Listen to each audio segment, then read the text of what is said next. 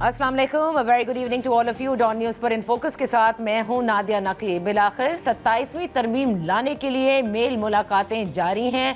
हुकूमती ओहदेदार ये कहते हैं कि बस कुछ चंद ही ऐसे नुकात हैं जिस पर पाकिस्तान पीपल्स पार्टी ने इत्तेफाक करना है, जिसके बाद ये तरमीम लाई जाएगी। उधर पाकिस्तान पीपल्स पार्टी का आज दूसरे रोज़ भी CEC यानी उनकी सेंट्रल एग्जीक्यूटिव कमेटी का इजलास जारी है। गुज़िश्ता रोज़ उन्होंने आर्टिकल 243 यानी 243 की तरमीम की मंजूरी दी।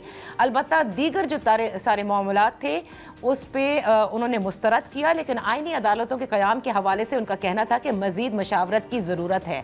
अब सबसे बड़ा सवाल ये है कि वो तमाम तर मामलात जो कि 27वीं आईनी तरमीम में शामिल होने हैं, क्या उस पर पाकिस्तान पीपल्स पार्टी लब्बैक कहेगी? क्योंकि बहुत सारे ऐसे मामलात खुसूसन 18वीं तरमीम के बाद NSC अवार्ड के ज़रिए सूबों का जो हिस्सा है उसको रोल बैक करने या फिर तालीम और इसके अलावा जो वफाकी बहबूद आबादी की जो वजारतें हैं उसको वफाक के तहत वापस करने के हवाले से तहफ़्फ़ुज़ात पाकिस्तान पीपल्स पार्टी में मौजूद हैं। इसके अलावा दीगर मामलात और भी हैं, इस सब पर बात करते हैं। उधर मौलाना फजलन साहब की जानिब से भी ये कह दिया गया है कि उन तमाम शिकों को जिनको 26वीं आईनी तरमीम में हटाया गया था, अगर उनको भी शामिल किया जा रहा है इस 27वीं आईनी तरमीम में, तो ये आइन और पार्लियामान दोनों की तौहीन होगी। बात करते हैं, इन फोकस हैं वज़ीर मुमलिकत बराए कानून और इंसाफ बैरिस्टर अकील मलिक। बेहद शुक्रिया फॉर जॉइनिंग अस। बैरिस्टर साहब, आपने इब्तिदा में तो सुन लिया होगा जो बयानात इस वक्त आ रहे हैं। मैं सिर्फ ये जानना चाहती हूँ कि 27वीं आईनी तरमीम में, क्योंकि हुकूमत ने वाज़े तौर पर नहीं बताया कि इसमें क्या कुछ शामिल हो रहा है।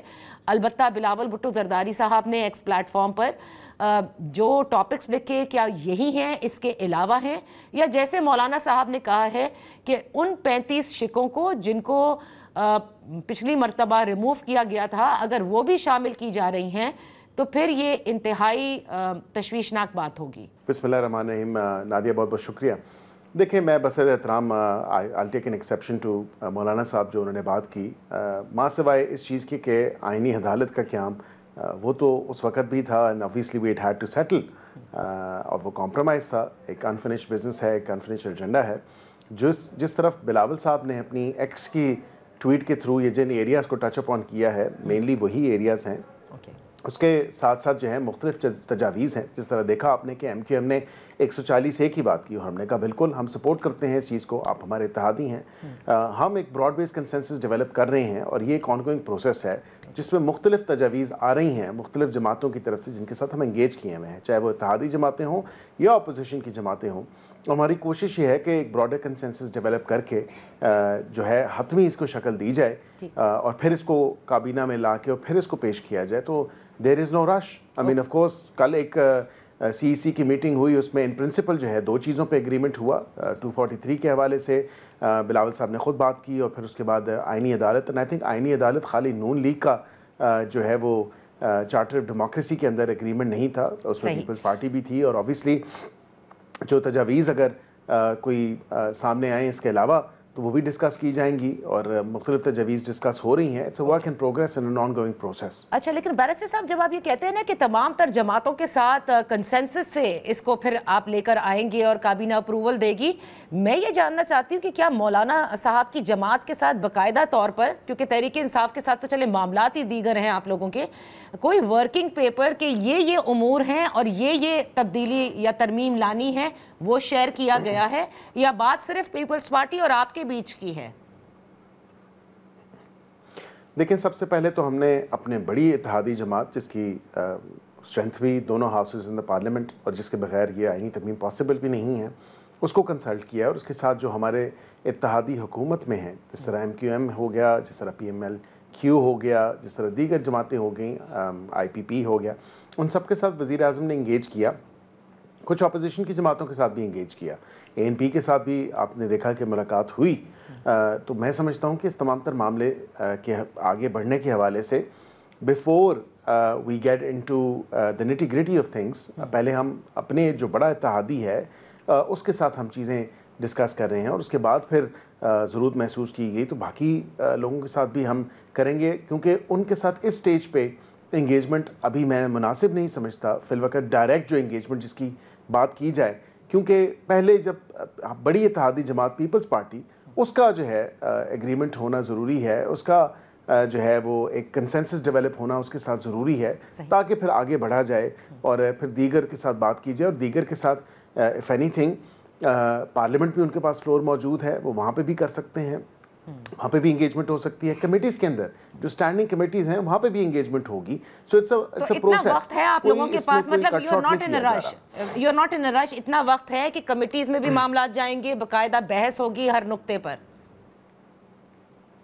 जी बिल्कुल, थ्रेड बेयर डिस्कशन होगी कमेटीज़ के अंदर जो है। तमाम तर मामला जब इसको ले किया जाएगा तो हम कमेटी को रेफ़र करेंगे। जो इसका प्रोसीजर है उसको अडॉप्ट करते हुए कमेटीज़ में थ्रेड बेयर डिस्कशन होगी और दोनों हाउसेस ऑफ द पार्लियामेंट की कमेटी जो है वो जॉइंट कमेटी हो, ताकि एक कह लें जो डिलिबरेशंस हैं वो मीनिंगफुल हों और वो पर्पसफुल हों, और वहाँ पे जो डिस्कशंस हों वो कम से कम जो है ऑल एनकम्पेसिंग हो, both from the national assembly and from the senate. जैसे आपने कहा कि पहले एग्रीमेंट आपका बड़ा इत्तेहादी यानी पाकिस्तान पीपल्स पार्टी हो जाए, तो उसके बाद फिर ये दीगर जमातों के साथ भी मशावरत होगी। मैं सिर्फ ये जानना चाहती हूँ कि किस मिनिमम एजेंडा पर आप समझते हैं कि 27वीं आईनी तरमीम पेश कर दी जाएगी? लाइक फॉर एग्जांपल कि जैसे आर्टिकल 243 के लिए पीपल्स पार्टी ने एग्रीमेंट कर दी है, लेट्स सपोज हाइपोथेटिकली वो बकिया चीज़ों पे नहीं करते, तब भी 27वीं आईनी तरमीम आ जाएगी। Is that the bare minimum agenda, या एक दो चंद बातें और हो जाएं तो फिर आपके लिए ये ईजी होगा? I think in my view, and ये मेरा ज़ाती एक व्यू है, मेरी ज़ाती राय है, मैं समझता हूँ ये तो पार्टी की लीडरशिप डिसाइड करेगी कि क्या बेयर मिनिमम एजेंडा होगा। बट आई थिंक कि जो अवाम के मफाद में चीज़ें होंगी, जिस तरह आइनी बेंच से आइनी अदालत जो कि एक अनफिनिश्ड एजेंडा है, like I mention, and it's not just us, I mean obviously Bilawal साहब भी, उनकी पार्टी और हम भी सिग्नेटरीज हैं COD के ऊपर, और चार्टर ऑफ डेमोक्रेसी की स्पिरिट के हवाले से अगर आप देखें, उसको आगे बढ़ाने के हवाले से देखें, तो हम बिल्कुल that you know we taken the right step. ठीक है, आईनी अदालत क्योंकि अभी हमारे पास नंबर्स मौजूद हैं, and of course there is a lot of criticism जो मीडिया से आता है कि शायद court within a court है, और देखें कोई मार्स से या कोई वीनस से तो जजेस आने नहीं हैं, वही जजेस हैं जो सुप्रीम कोर्ट के हैं, जो उसके आईनी बेंच में हैं, and of course they spend you know too much of their time with these constitutional issues, और फिर उसके साथ बाकी जो डॉकेट पे काम होता है, जो आम पाकिस्तानी ये बात तो आप लोगों ने आईनी बेंच के हवाले से भी कही थी कि पेंडेंसी जो है वो बहुत ज़्यादा है कोर्ट्स पर, और इसलिए ज़रूरी है कि आईनी मामलात को सेपरेट किया जाए। चलिए बकिया चीज़ों पे बात नहीं करते, लेकिन कुछ तो बताइए कि आईनी अदालतें के क़याम के बाद जो सुप्रीमेसी ऑफ जुडिशरी होगी वो किसके पास होगी? आईनी अदालत का जो हेड होंगे उनको चीफ जस्टिस कहा जाएगा, या जो सुप्रीम कोर्ट ऑफ पाकिस्तान के चीफ जस्टिस है वो एक्चुअली आईनी अदालत के ऊपर होंगे? What is it going to be like? देखिए दोनों अपने अपने जो एक डोमेन्स हैं वो उसको देखेंगे, और बिल्कुल चीफ जस्टिस होंगे सुप्रीम कोर्ट के भी, चीफ जस्टिस होंगे आईनी अदालत के भी, तो इसमें कोई ऐसी बात नहीं है, वो एक पैरेलल में साथ ऑपरेट कर रहे होंगे, और इसमें कोई ऐसी कबाहत नहीं है। दुनिया में आप देखें तो फेडरल कॉन्स्टिट्यूशनल कोर्ट्स हैं, इसी तरह आप देखें तो सुप्रीम कोर्ट्स भी मौजूद हैं, तो कोई ऐसी बात तो नहीं है। फिर ये क्रिटिसिज्म आता है कि शायद because Pakistan is a common law country, तो क्या फिर खाली हम प्योरली कॉमन लॉ कंट्री हैं? कॉमन लॉ के साथ साथ हमारा शरिया लॉ भी है, तो इट्स अ मिक्स जुरिस्डिक्शन। इसी तरह साउथ अफ्रीका की अगर बात करें तो वहाँ पे भी सिविल और कॉमन लॉ एक मिक्स जुरिस्डिक्शन है, और वहाँ पे भी कॉन्स्टिट्यूशनल कोर्ट अलग है। इसी तरह दीगर ममालिक में आप देखें, दुनिया के 80 से ज़्यादा ममालिक में जो है कॉन्स्टिट्यूशनल कोर्ट्स हैं, सो वो एक पैरेलल में जो है ऑपरेट करते हैं और अपने अपने उनके डोमेन्स हैं। अच्छा ठीक है, पैरेलल में ये क्या कहते हैं ऑपरेट करेंगे अगर ये बन जाते हैं। तो बैरिस्टर साहब फिर ये बताइएगा कि ये जो बातें हो रही थी कि वो 7 जजेस पे मुश्तमिल होगी आईनी अदालत, और उधर जो जजेस की रिटायरमेंट एज होगी उसे बढ़ाकर 68 साल किया जा रहा है, इज़ दैट ट्रू?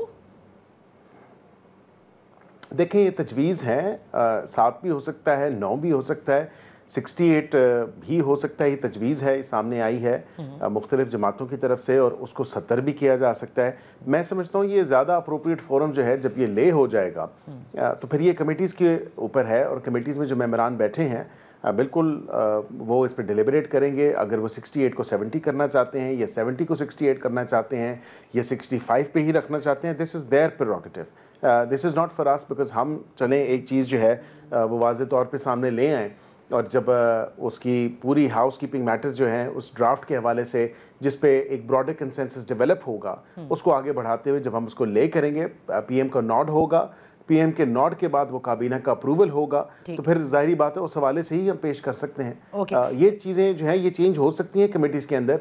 ये छोटी मोटी चीज़ें हैं कि कितने नंबर ऑफ जजेस होने चाहिए या उनकी जो रिटायरमेंट एज है वो क्या होनी चाहिए। This is open to the committee members. और उनकी अपॉइंटमेंट का तरीकाकार सर, ये निटिग्रिटीज़ कहाँ हैं? यही तो बहुत सारी चीज़ें आला अदलिया के अंदर भी जो जिसे कहते हैं ना कि ब्रिज कर सकती हैं, वाइडन कर सकती हैं उस गैप को जो ऑलरेडी एग्जिस्ट करता है, जो 26वीं आईनी तरमीम के बाद भी माजरत के साथ पूरा हो सका।